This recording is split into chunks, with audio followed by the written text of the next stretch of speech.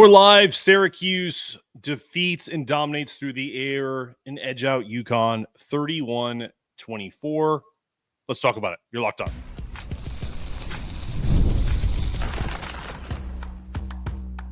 You are Locked On UConn, your daily podcast on the UConn Huskies, part of the Locked On Podcast Network, your team every day. Thanks for making Locked On UConn your first listen every day. I know it's a live version, but we're free and available wherever you get your podcasts and on YouTube, part of the Locked On Podcast Network, your team every day. Before we dive into today's show, you guys know this. We give 10% of our revenue to Husky Ticket Project, helping send kids to UConn home games for men's, women's basketball, and football.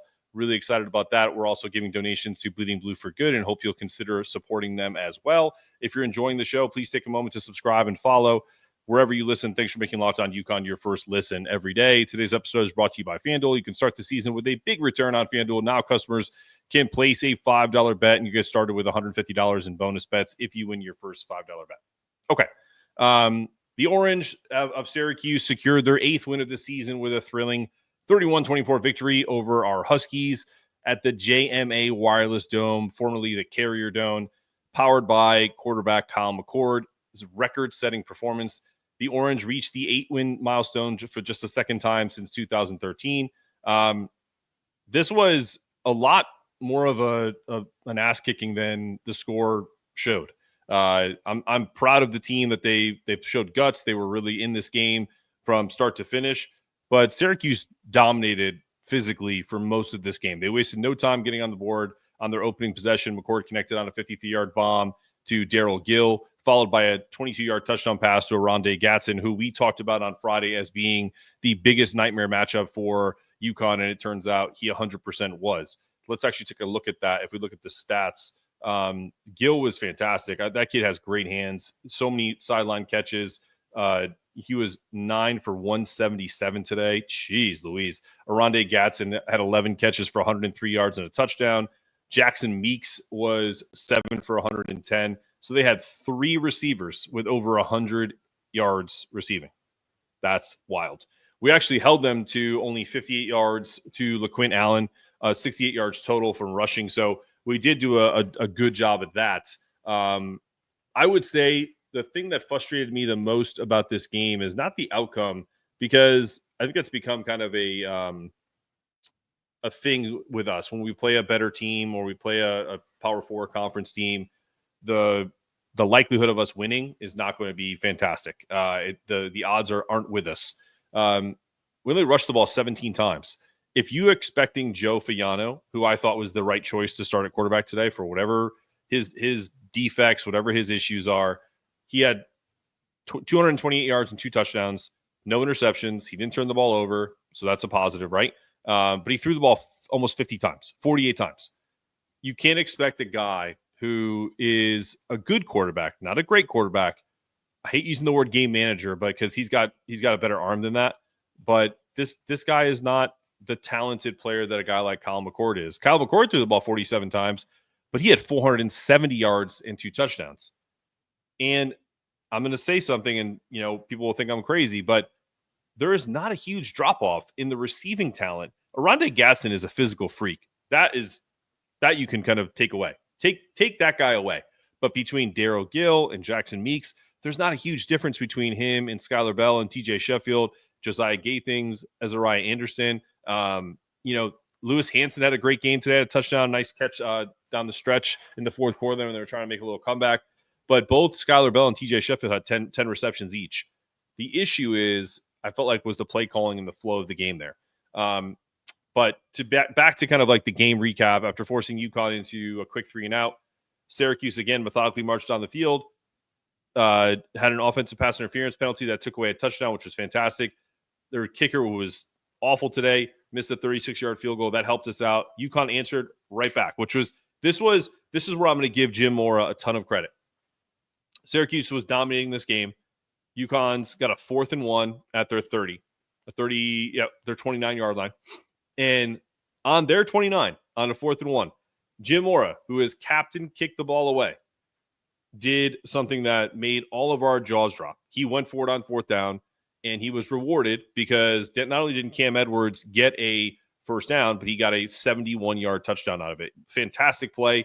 He kept his balance. Mark Herzlich, who was calling the game, former Giant, former Super Bowl champion, former also a cancer survivor. So I'm happy he's healthier now and doing ball games. Was like, how did that guy stay up? They were shocked by it, right? So, but it tied the score, and that's where I felt like this game could have changed if we kept pace with them, but we didn't. We got down. We made some defensive adjustments on McCord, but he still connected on his first 11 passes. And the next drive, he chewed up, 14 play, 60-yard march and ending on a LaQuint Allen touchdown. And it was all based on, Gill and Matt Meeks, their spectacular footwork and plays, and finishing the first half with, he had 6 catches for 127 yards in the first half. They threw on us all game long. It was dominant. By halftime, if Kyle McCord left the game, people would have been like, wow, he had a great game. He had 333 yards at the half, breaking Ryan Nassib, another former Giant, single-season record of 3,746 yards. It's crazy. I'm going to take a quick break. We got some comments we're going to get to in the chat and talk to you about FanDuel. What's up, everybody? I don't know if anyone bet on this game, but it was the UConn did cover, so that's the good thing. And here's the deal. If you're a new customer, go to FanDuel because it's the number one sports book in America, and you can do live betting all in that one place and actually watch the game while you're live betting. So when you get a hunch in the middle of a game, you can check out the latest stats, view live play-by-play, and so much more on the same page where you place your bets. Just visit FanDuel.com to join today. Remember, if you're a new customer, $150 in bonus bets if you place your first $5 bet and win it. That's FanDuel.com. Never waste a hunch and make every moment more at FanDuel.com, America's number one sportsbook, official sports betting partner of the NFL. All right, you're back here live. Let's see what we got in the comments. Yeah, we had our opportunities, but it never felt like there wasn't like that moment where you were like, oh, okay. Like when we played Duke, I felt like, man, we got this game. I felt that way. There was an opportunity that there was, when they picked that pass off and then they made that march and they got up by 5 points, it felt like there was going to be kind of a moment where we would win that game, and we kind of blew that. I never felt like we were going to tie the score against Syracuse. How could you? I was the most shocked in this game when they stopped Syracuse on that 4th and 5 on like the 40. If they came down and scored on that drive, then Syracuse would have started to think, man, we really kind of blew this game because we're dominating them physically, but we're tied. And that could have been the game changer for UConn, but they didn't. They had to punt. And so, listen, I'm not taking anything away. These guys played hard. To me, this was like fighting. If you're a fight fan, a boxing fan, this was like a light heavyweight fighting a heavyweight. And I'm not giving Syracuse that much credit. I'm just talking using, the weight divisions. UConn is not a heavyweight yet in terms of every position they have, positional size everywhere. Their offensive line is good. They have 2 pros on their left tackle and right tackle. They kept Joey Fayano upright for most of that game. He did not take a beating the way Nick Evers has taken a beating this year. He got the ball out. He still was efficient. I'd like to see him complete more passes, but I also would like them to give him some help. He only had 8 rushes for Cam Edwards, 5 for Mel Brown, 3 for Darrell Robinson. Like, are we serious? What's our identity? Running the ball. We still average 7.3 yards per carry. And if you take Joey's -7 off the board, we're averaging almost 10 yards a carry. We didn't run enough. We didn't run the ball enough on first down. We didn't sprinkle enough run on, maybe a quick little draw play on third down. Anything to kind of give us a little something. I said to the boys on Friday when we were talking about my favorite play of the year is a pass that Nick threw, which was kind of like a rollout. Sorry, indigestion. Rollout where the back kind of snuck through the backfield and got a touchdown.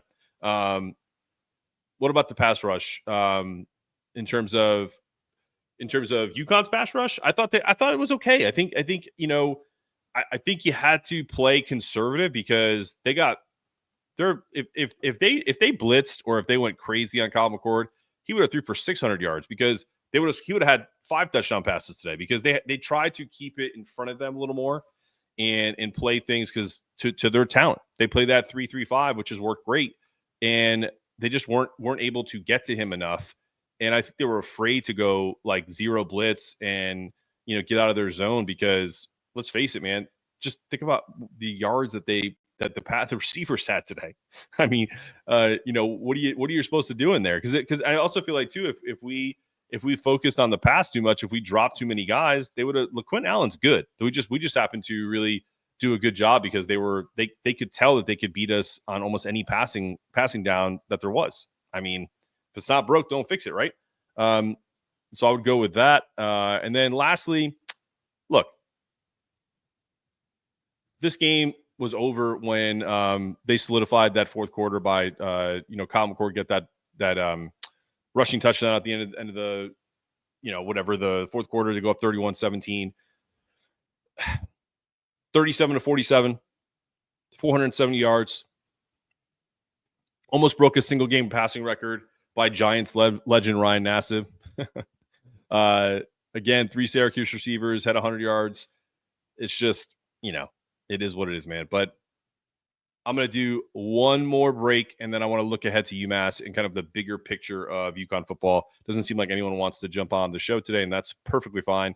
My parents are in from Connecticut, so I'm going to finish this show early and go hang out with those lovely people who gave me life. I'm going to talk to you guys after the break here. 1 second. After this.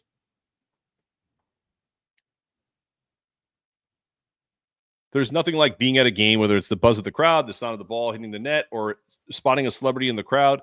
Just like when I spotted Dave Benedict in the crowd, it was fantastic. Whether it's concerts, comedy shows, theater performances, whatever you want. Let me tell you about Game Time, their new Game Time Picks feature, which takes the stress out of finding the best seats for your favorite events. I've used Game Time to find tickets for friends, either for UConn basketball games, UConn football games. You get curated deals, and it's saved me so much time and some money. I didn't have to scroll endlessly. And the best part, Game Time shows you the view from your seat before you buy, so I could show friends, hey, if you're going to this UConn game, you can check out this seat so you know exactly what to expect. Our all-in pricing is another standout feature. You see the total cost up front, no surprise fees or checkout. The transparency makes buying tickets easier than ever. You get a 24-hour return policy, 100% ticket guarantee. If you find a ticket that's less expensive, they'll credit you, and you get the seat view, obviously. Download the Game Time app, create an account, use the code LOCKEDONCollege to get $20 off your first purchase. Terms apply. That's Locked On College for $20 off your first purchase. So what time is it? It's game time.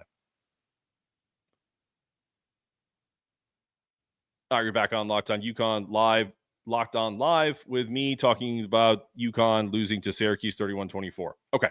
Cuse was just better. Good effort, and we're on to UMass. And here's what I have to say about that. UConn, the gap between the Orange and the Huskies isn't insurmountable. The difference in this game boiled down to quarterback play.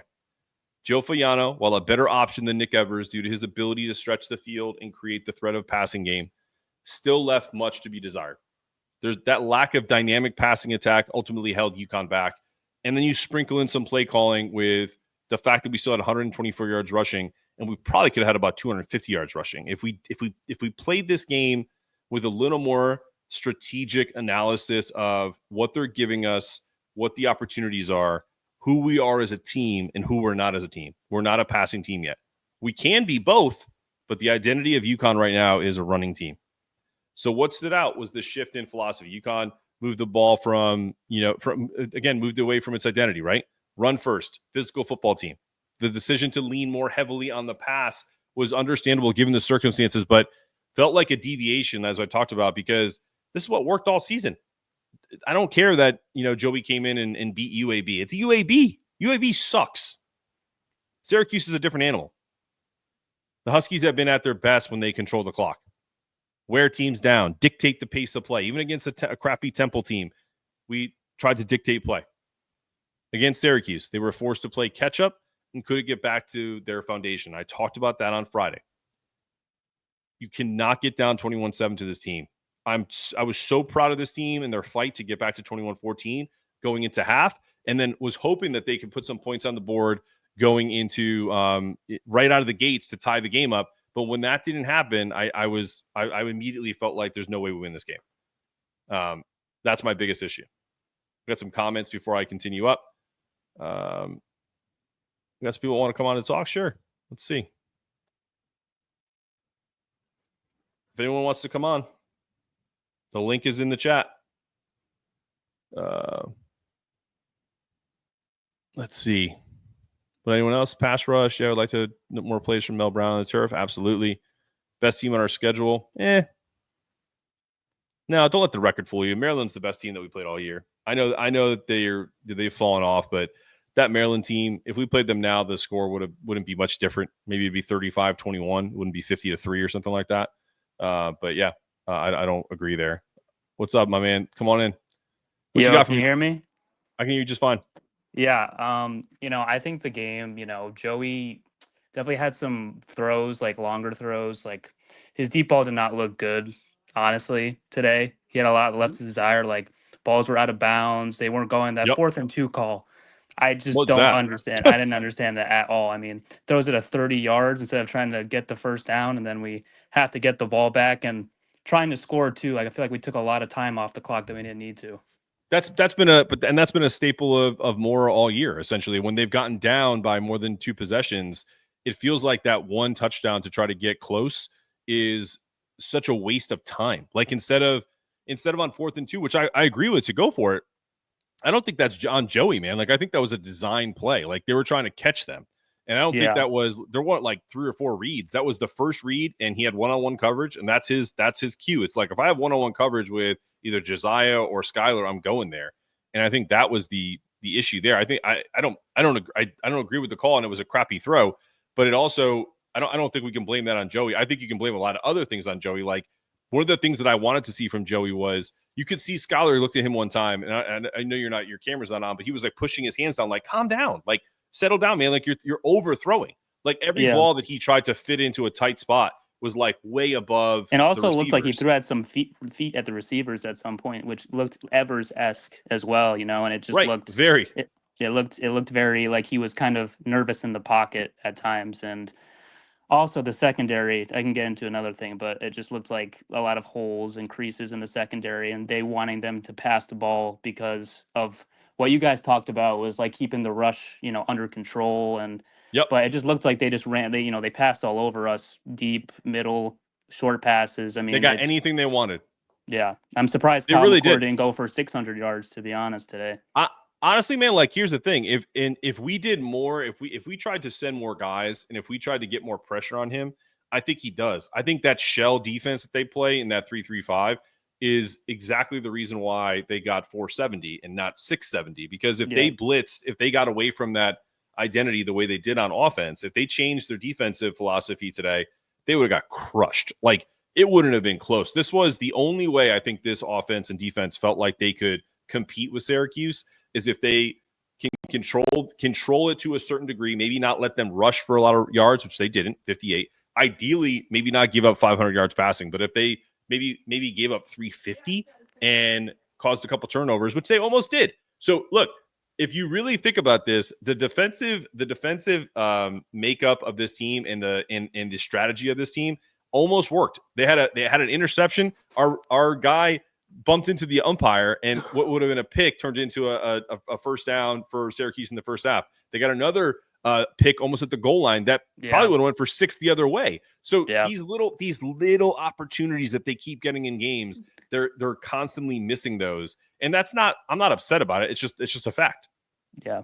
Yeah, there was a few calls for the refs I did not like either. Totally.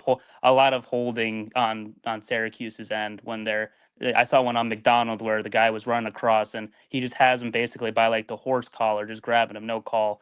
The ACC refs obviously haven't done us any favors this year at all, but you can't let the refs decide the game at the end of the day. You got to, push through and win those games because it's, these 3P4 games, you think you're so close, but you're 0-3 at the end of the day. Yeah, and I love that they're close games. You lose by 7, you lose by 5, you lose by 3. But you know what? No one's gonna go back when you look at UConn's record this year, if they beat UMass and they finish 8-4, and then whatever the bowl game is, but let's say just the regular season, and you see, oh, they went 8-4, and if you go a deep dive and you go, oh, who did they lose to? Oh, every good team they played. You know what I mean? Like or every name team they played, they lost to Maryland, who is not very good at 4-6, but they're talented in the Big Ten.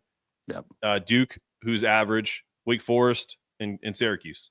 Yeah. So that's it's progress because we're close, but it's not. But not to the average fan, not to us who are. I'm doing a live reaction show. You're obviously listening to it, so you're into UConn football. But to the casual fan that just kind of they're not gonna care. They're just gonna see 3 losses at P4. Exactly. Look at they're not gonna care. It's like, oh, we beat UAB. I mean, no one really, you know. Rice, Temple, big deal. Like it's like, who cares? I get that. Like I'm happy for the players. And I worry next year, because the offensive line, those 2 tackles, they're both going to be gone. I worry about that. There's a lot of work to be done. And I worry about the quarterback. I mean, I can go on, but there's a lot of stuff, that NIL is going to have to push next year for us to be competitive and good again and better than we need to be for against P4 teams. Yep, I agree, man. Listen, I'm going to drop you off because I'm going to end this show and go hang out with my family, and I appreciate you coming on. Yeah, no problem. All right, brother. All right, my guy, that was cool. Appreciate someone jumping on and chatting a little bit. Last thing I'm going to say. The harsh reality of this year, I just talked to Silky the Legend. Love that handle, by the way. The fan base has to stop accepting moral victories or expecting losses. Just because the opponent comes from a bigger conference or a conference that we should be playing in, programs don't grow by settling for improvement. They grow by demanding excellence. And if you're watching this, I'm going to put my hands up. This is where Syracuse is. We're here. It's not that far away. Before it was like this. The chasm, the gap between us was like a cavernous situation.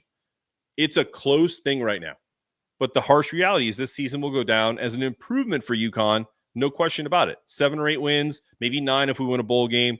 The best year for the Huskies in over a decade. But when you step back and look at the big picture, there's still a mountain to climb. 0-3 record against the ACC, 0-1 against the Big Ten. Will stand out to anyone outside of the UConn bubble, as we just talked about. And the only quality teams the Huskies face this year will have they've got beat by them. That's the narrative that will follow this team until they take the next step and prove that they can win against higher level competition. Like it or not, that's a fact. This isn't to diminish the program or the progress they made this year. And I'm going to pause here. It is a mountain, and I'm not saying that to be disrespectful. It's a mountain because when you think about winning games against Power 4 teams, they don't have one. They are 0-4. This is not a 2-2 team against big-time competition. And it's not even – okay, this is why it's a mountain. I don't know if you're just for the first time listening to this. The reason why it's a mountain is because if they played Miami, if they played Georgia, if they played Indiana in the Big Ten, just the top tier teams, Ohio State, how bad are we losing to those teams? If we can't even get a win against the low-level ACC Big Ten teams or the middle-of-the-pack ACC and Big Ten teams, that's why it's a mountain. It's not. It's still progress. My dad, huge UConn basketball fan, never been into UConn football for whatever reason. That's fine. He came down and went, "Oh wow, UConn's got 7 wins. That's it. It's great accomplishment." That's all I'm saying. They don't have enough talent yet. They make too many mistakes, and they're going to continue to be beaten by these Power 4 teams who aren't very good to begin with. And Terrence, you're right. They're one of the worst teams in the Big Ten, and they destroyed us. Made us look like we should go back to the Yankee Conference. Okay? So that tells you all you need to talk about. But looking ahead to UMass, the focus should shift to finishing the season strong, laying the foundation for what's next. And UConn football has come a long way. The journey is not finished. It's on our way to national respectability, and it's far from over. I think it's close. I think we're there, but we're not going to get that recognition over the hump or that mountain, as I said, until we start beating some of these low-level Power 5 teams. That's all. And fans and the Huskies alike need to embrace the challenge of climbing that mountain and, demanding that we continue to get better. Terrence, you're 100% wrong, dude. This is not the beginning of the build. We're on the ascension. They have talent everywhere, but they have to get a quarterback. They have to get a dynamic quarterback that can take them to the next level. They have to get a dynamic playmaker in the secondary, linebackers, solidify the offensive line of the folks that are going to be leaving for the pros, and continue to get, I don't know what the hell that thing is in the background, but yay, celebration. But we have to figure that out. And guess what? You can, because of NIL. And you're right, Terrence. They don't get pushed versus ACC teams, but they don't also give up sacks. Did Joey get destroyed today? Nah. All right, guys, I'm out of here. Have a wonderful rest of your weekend. If you are a Hoops fan, as I'm sure most of you are, UConn men play 2:30 on Monday, and the women play 7:30 on Monday. So I will see you back then at some point. This has been another episode of Locked On UConn. Go Huskies.